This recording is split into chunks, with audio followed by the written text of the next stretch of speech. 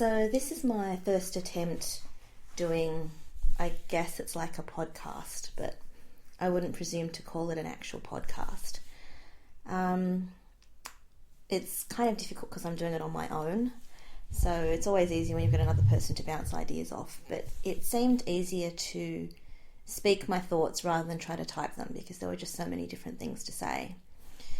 This was prompted by the episode Superpowers, which I thought was very interesting.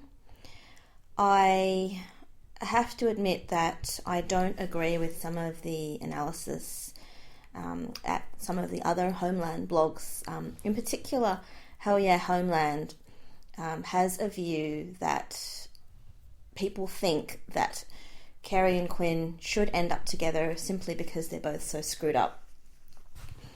And then that's wrong. I don't doubt the fact that it could potentially be an extremely unhealthy relationship between the two of them. I think that the point that's been missed in some of the analysis there is that Jonas may not necessarily be the right person at this particular point in time to be that special someone for Carrie, simply because he doesn't have that background about her.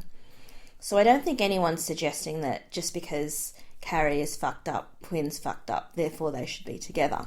That's not the analysis. The analysis is that for someone to truly be the right person for Carrie, as a starting point, they need to have the same points of reference and to at least understand what she's done, understand why she is the person that she is.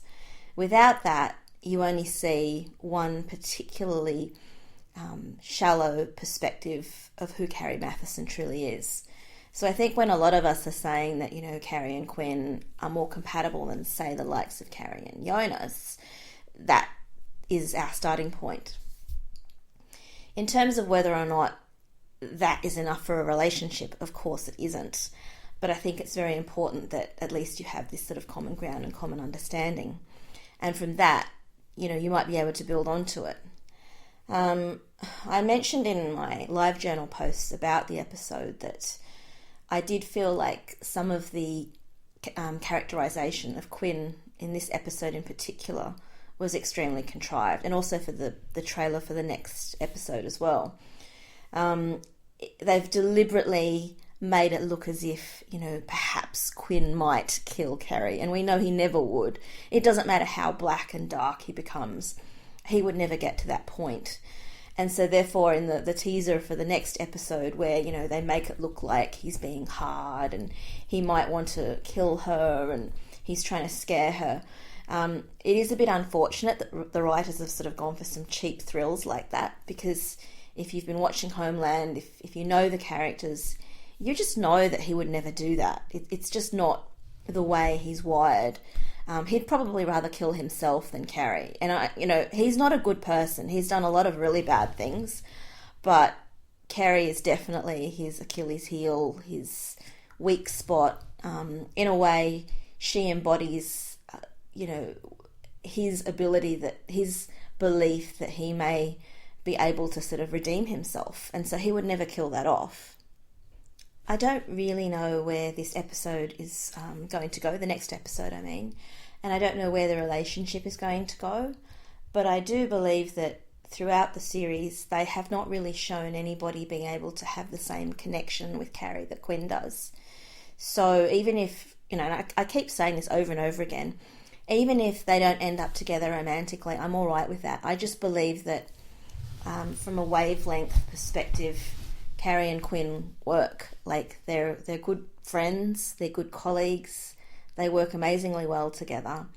I see the potential for a romantic relationship if they can both sort out a lot of their crap. But, I don't believe that either of them have done something that puts them beyond the pale, that means that they've got no choice except but to die. I think some people think that Quinn is beyond redemption. I don't think that's the case, because if you think Quinn is beyond redemption, then Carrie herself is probably beyond redemption, because to be honest,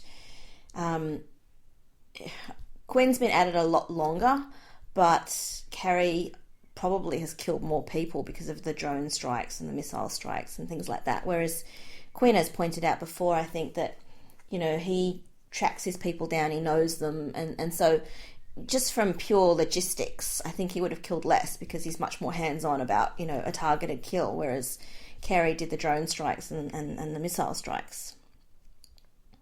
The other thing I heard in the Hell Yeah Homeland blog, that the podcast, that made me kind of cringe a little bit, was there was a statement in there about hating seeing Saul and Alison in bed together because they were totally grossed out by the thought of people over the age of 50 having sex.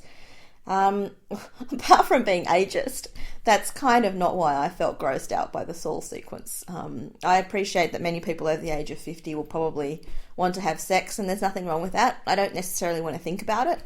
But the reason that I was particularly revolted by seeing Saul in bed with Alison was for other reasons. First of all, he is her boss, so he is sleeping with a subordinate. Secondly, the way he treated her earlier in the series, in the earlier episodes, was quite jarring if they're in a personal relationship together. He was willing to throw her under a bus, then he attacked her for throwing him under a bus, and really, when he behaved in a certain way to her, all bets were off. The other thing that's quite disgusting is that, in my mind, Alison is something of a Carrie substitute. So he can't sleep with Carrie, can't have Carrie, so he's using Alison instead. And I think that is quite disgusting.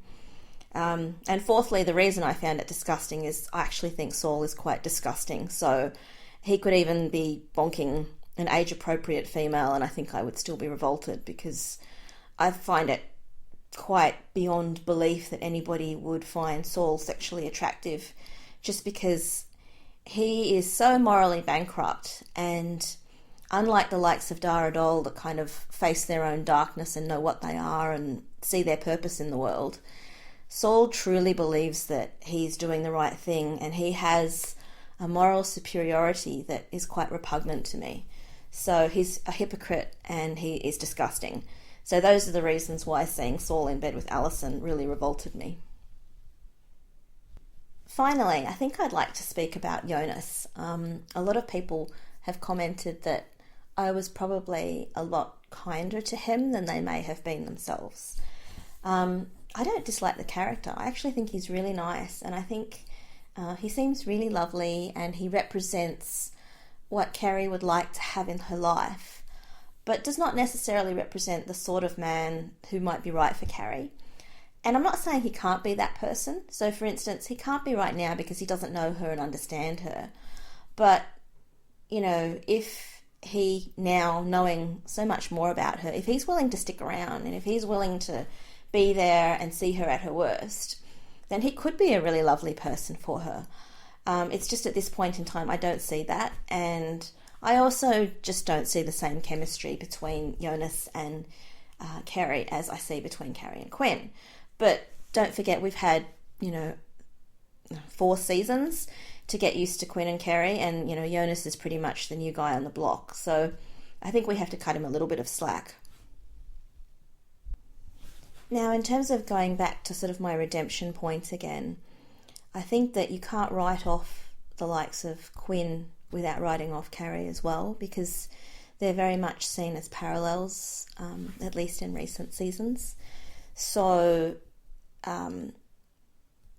if you think that Quinn can never come back from what he's done, then I don't think Carrie can come back either. And given that Carrie is, whether you like it or not, the heroine and the main character of Homeland, even though I do like the ensemble cast, I just can't accept that that's what Homeland is doing to us. So I think that we will see an interesting journey on the part of both characters. And we've already seen that it is the same, trope or pattern that the writers use every season. They always bring Carrie down to an absolute low, make her as unlikable as possible, make it seem so difficult that we'll ever love her again. And then she is able to redeem herself. She turns herself around and we think, now we remember why we like her. I imagine they're doing something similar with Quinn. I'd also like to sort of call out the fact that Quinn is a very popular character. And this is in large part because Rupert Friend is a very attractive man. But that's not it. I don't think that's the sort of sum of it all. There are many attractive characters on television, so it's not enough to be a good-looking character, a good-looking actor for people to like your character. The reason people like Quinn is because he's badass. Like, he does cool things, he's competent, he's been able to connect with Carrie in a way that no one else does. And I think the way that Rupert Friend portrays the character, like, it could be quite outrageous and over the top and almost like a superhero, but he does it in a really down-to-earth way of a man who's doing a job that he finds somewhat unpleasant, but he's just really, really good at it. So I think that's the reason why people really like Quinn. And the fact that he's hot doesn't hurt, but that definitely isn't all it is.